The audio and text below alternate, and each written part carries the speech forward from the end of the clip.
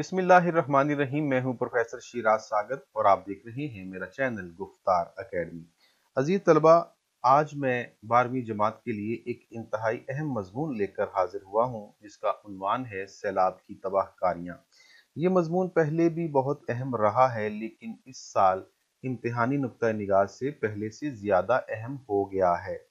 जैसा कि आप जानते हैं कि 2022 में पाकिस्तान में बहुत बड़ा सैलाब आया, तारीख का सबसे बड़ा सैलाब, जो कि शदीद बारिशों की वजह से आया और तकरीबन पाकिस्तान के तमाम सूबों को मुतासिर किया। खास तौर पर बलूचिस्तान और सिंध में बहुत ज़्यादा तबाही हुई। तो इस हवाले से मेरा ये दावा है कि अब जो 2023 में जो बोर्ड का पेपर होगा, उसमें 90% से ज़्यादा इम्कानात हैं कि ये मजमून आ जाएगा। लिहाजा आपने इसको नज़रअंदाज हरगिज़ नहीं करना। तो आइए बिला ताहीर हम इस मजमून को पढ़ते हैं। आपने इसको ना सिर्फ पढ़ना है, बल्कि इसको किसी रजिस्टर पर, किसी नोटबुक पर लिख लेना है और इसको अज़बर कर लेना है। तो आइए मजमून पढ़ते हैं। सैलाब की तबाहकारियां।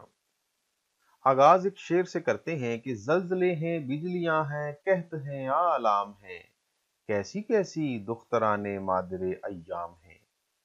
किताबे ला रैब कुरान मजीद की सूरह अंबिया की आयत नंबर 30 में फरमाने रब्बे जलील है कि वजअलना मिनल माई कुल्ला शै हई। तर्जुमा है कि हमने हर शय को पानी से पैदा किया। अगर यही पानी जरूरत के मुताबिक हो तो जिंदगी है। अगर मामूल की सतह से बढ़कर दरियाओं, नदी नालों, नहरों, डैमों और बैराजों से निकलकर इर्द गिर्द तबाही फैला दे तो वही सैलाब कहलाता है। अजीज तलबा, सैलाब सैल और आब का मुरक्कब है। सैल का मतलब तूफान और आब का मतलब पानी है, यानी पानी का तूफान। सैलाब आने के दो असबाब हैं। पहला सबब, पहाड़ों पर जमी बर्फ का गर्मी की शिद्दत से पिघल कर पानी बनकर बहना। और दूसरा सबब, बालाई इलाकों में बारिशों की कसरत। तो अजीज तलबा, जो 2022 का सैलाब आया है, उसका सबब ये दूसरा है, यानी बालाई इलाकों में बारिशों की कसरत। पहले जो सैलाब आते रहे हैं, उनका सबब ये पहला है, यानी पहाड़ों पर जमी बर्फ का पिघल कर दरियाओं में आना। तो हमारा जो मौजू है वो है बालाई इलाकों में बारिशों की कसरत से, जो कि 2022 में एक शदीद सैलाब का बायस बना। हमारे मुल्क में मौसम बरसात में बारिशों की वजह से तकरीबन हर साल निचली सतह का सैलाब आ जाता है और ये मामूल की बात है।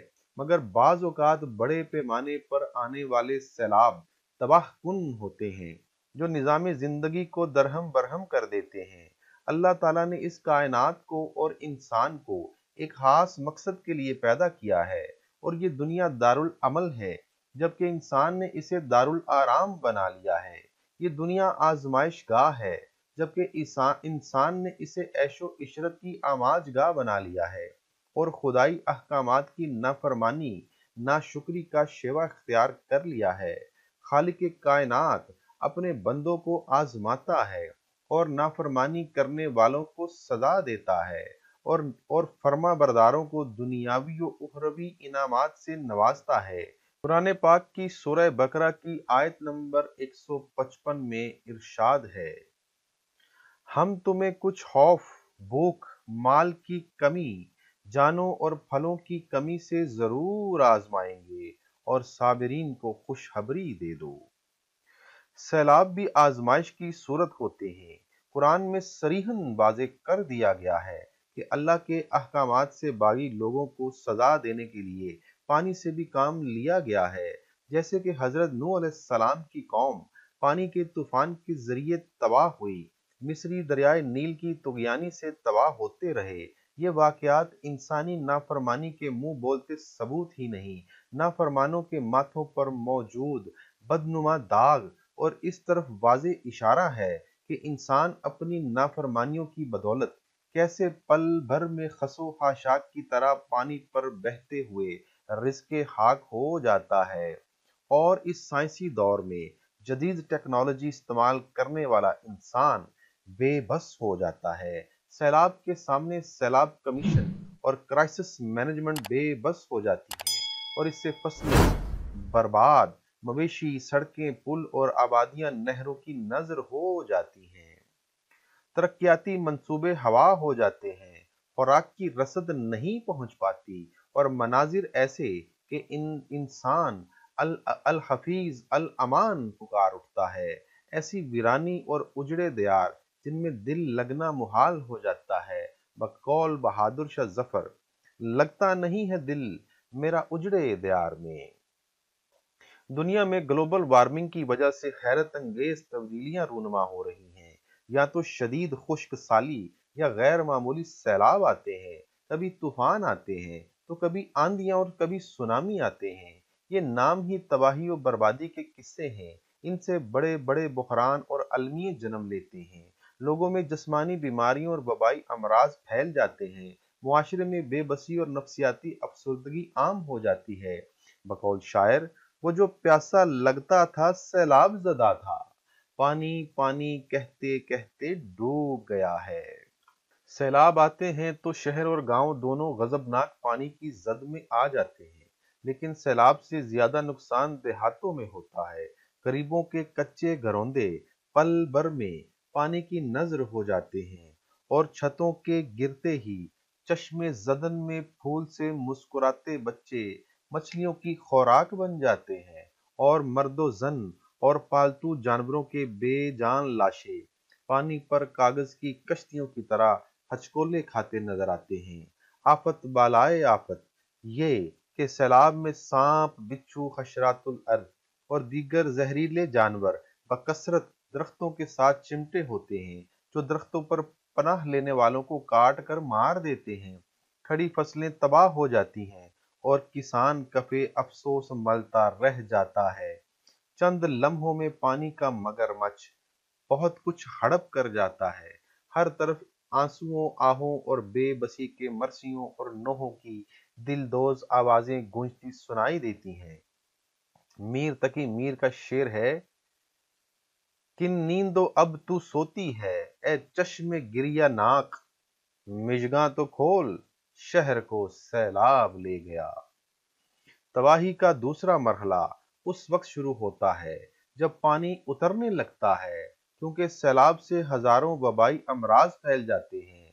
उनमें हैजा, मलेरिया और डेंगू के अमराज सरे फहरिस्त हैं, जिनसे हजारों अफराद लुकमाए अजल बन जाते हैं।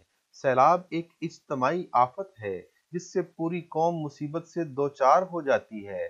सैलाब आते ही पूरी दुनिया से इमदाद तलब की जाती है। सैलाब ज़दा इलाके मुसीबत ज़दा करार दे दिए जाते हैं।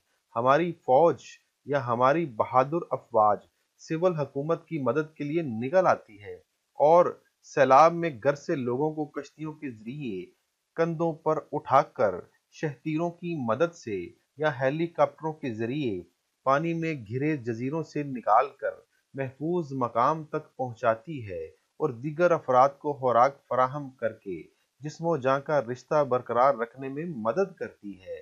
सैलाब से मुतासर इलाकों में इंसानियत की खिदमत करने वाले मेडिकल कैंप लगाते हैं।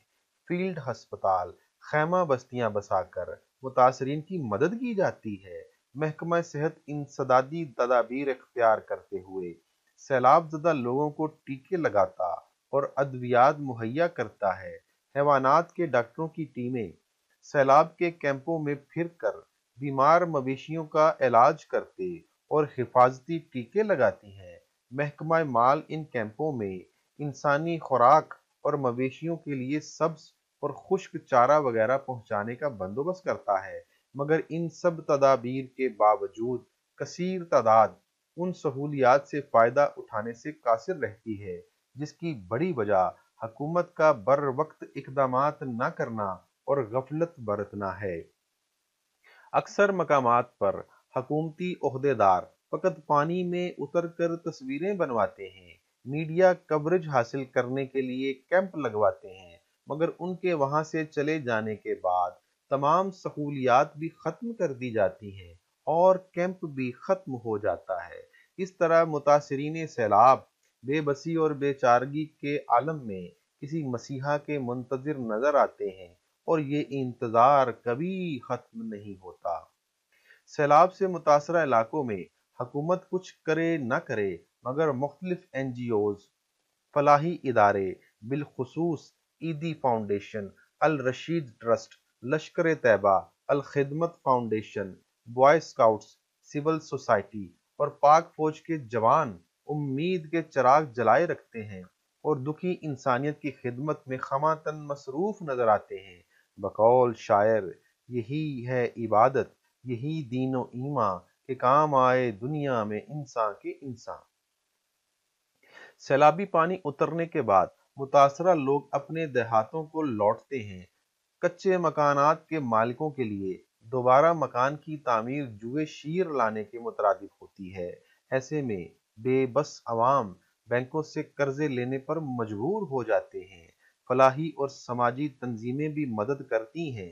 تباہ شدہ سڑکوں، پلوں اور ریل کی پٹڑیوں کی مرمت اور گرے ہوئے مکانوں کی از سر نو تعمیر اور ٹوٹ پھوٹ کا شکار مکانوں کی مرمت کا کام زور شور سے شروع ہو جاتا ہے اور زندگی کی چہل پہل معمول پر آنے لگتی ہے۔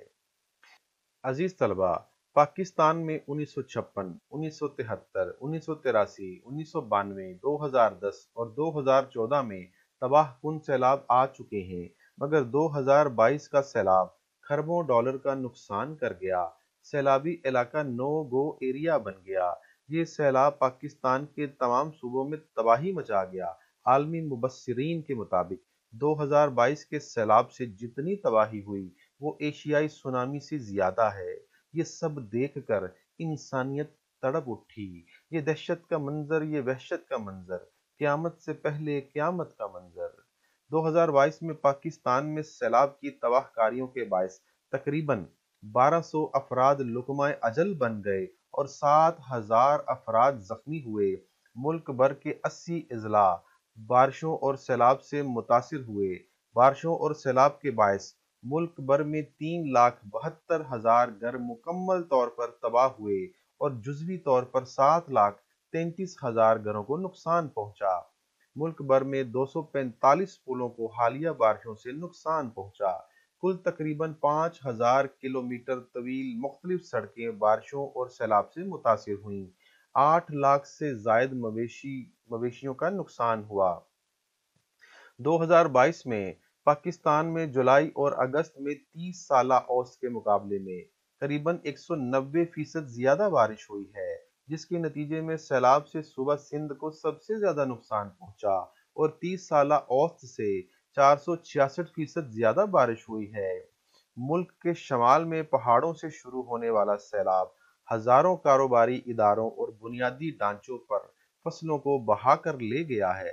حکومت کا کہنا ہے کہ 22 کروڑ افراد پر مشتمل کل آبادی میں سے 3 کروڑ 30 لاکھ افراد یعنی 15% متاثر ہوئے ہیں۔ تو عزیز طلبہ، آخر میں سیلاب کی روک تھام کے لیے کچھ اقدامات ہیں، یہ بھی لکھنے ضروری ہیں۔ نمبر 1، دریاؤں نہروں کے کناروں کو مضبوط کیا جائے۔ نمبر 2، دریاؤں کے کناروں پر درخت لگائے جائیں اور انہیں مافیا سے بچایا جائے۔ نمبر 3، سیلابی علاقوں میں بند اور بیراج بنائے جائیں۔ نمبر 4، محکمہ موسمیات کی اطلاعات پر عمل کو یقینی بنایا جائے۔ نمبر 5، فلڈ ریلیف قومی کمیشن مونسون کے موسم سے پہلے صورتحال سے مکمل آگاہ ہو کر ہدایات پر عمل کرائے۔ اور آخر میں اور سب سے بڑھ کر یہ کہ زیادہ سے زیادہ ڈیم بنائے جائیں تاکہ سیلاب کے نقصانات سے بچنے کے ساتھ ساتھ سیلاب کے پانی سے بجلی پیدا کی جائے اور نہری نظام سے زمینوں کو پانی کی فراہمی یقینی بنائی جائے۔ اور آخر میں اس شعر کے ساتھ اجازت چاہوں گا، یہ شرط ہے دستک ہو اگر دست یقین سے، در چھوڑ کے دیوار بھی کھل جائے کہیں سے۔ تو عزیز طلبہ، ہمارا لیکچر مکمل ہوا۔ امید ہے کہ یہ کافی مفید ثابت ہوگا۔ یہ میں نے موجودہ زمانے کے جو تقاضے ہیں اس کو پیش نظر رکھتے ہوئے لکھا ہے۔ اس کو میں نے مکمل تو کر دیا ہے، اب اس کو یاد کرنا آپ کا کام ہے، کیونکہ یہ بہت اہم ہے اور مجھے پورا یقین ہے کہ یہ آئے گا، لہٰذا اس کو لفظ با لفظ یاد کیجئے، اس کو ازبر کیجئے، اس کو حفظ کیجئے، انشاءاللہ تعالی آپ کے اس میں بہت اچھے نمبر آئیں گے۔ اب مجھے اجازت دیجئے، اب تک کے لیے اتنا ہی۔ اللہ حافظ۔